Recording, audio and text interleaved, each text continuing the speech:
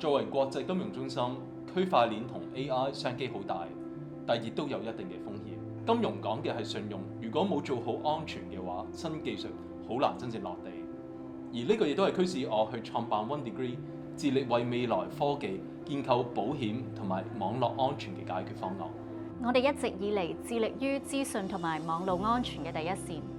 特別喺執行滲透測試同埋紅隊演練嘅時候，我哋觀察到企業嘅風險正係快速咁轉動，尤其係生成式 AI 嘅導入，令到風險環境變得高度動態，而且充滿不確定性。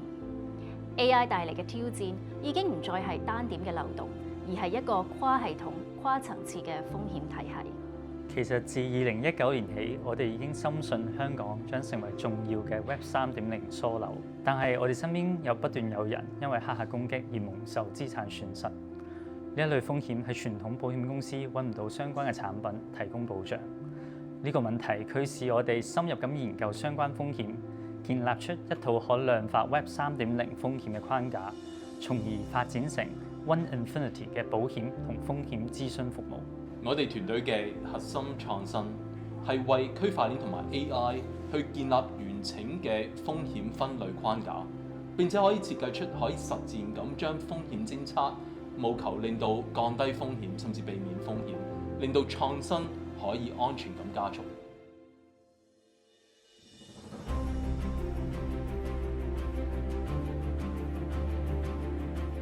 咁我哋透過系統化嘅攻擊模擬同埋 AI 風險嘅認證，將過往單係依賴人工經驗嘅紅隊能力，變成可以規模化同埋可以持續運行嘅安全測試機制。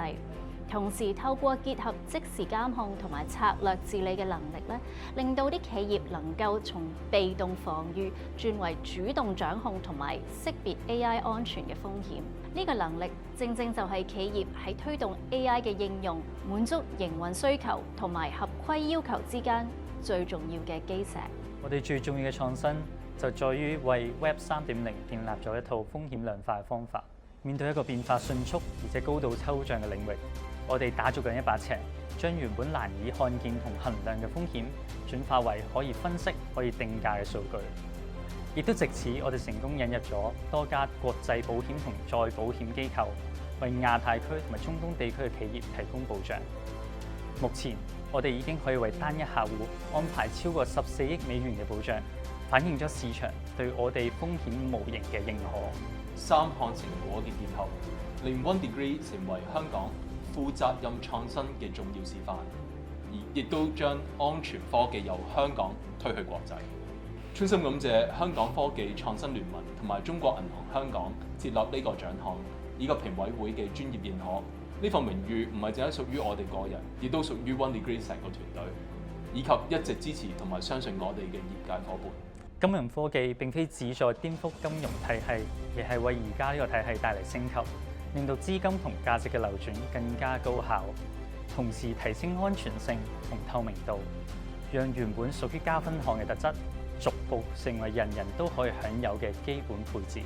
我哋相信喺 AI 嘅時代，真正關鍵已經唔只係是否安全，而係系統喺面對攻擊同埋不確定性嘅時候，係咪具備足夠嘅 AI 資安韌性？從傳統嘅防護同埋檢測，進化為一種可以持續運作嘅安全能力建設。未來我哋會繼續以香港為中心，研發更加多安全可靠嘅技術，將負責任創新推向全球。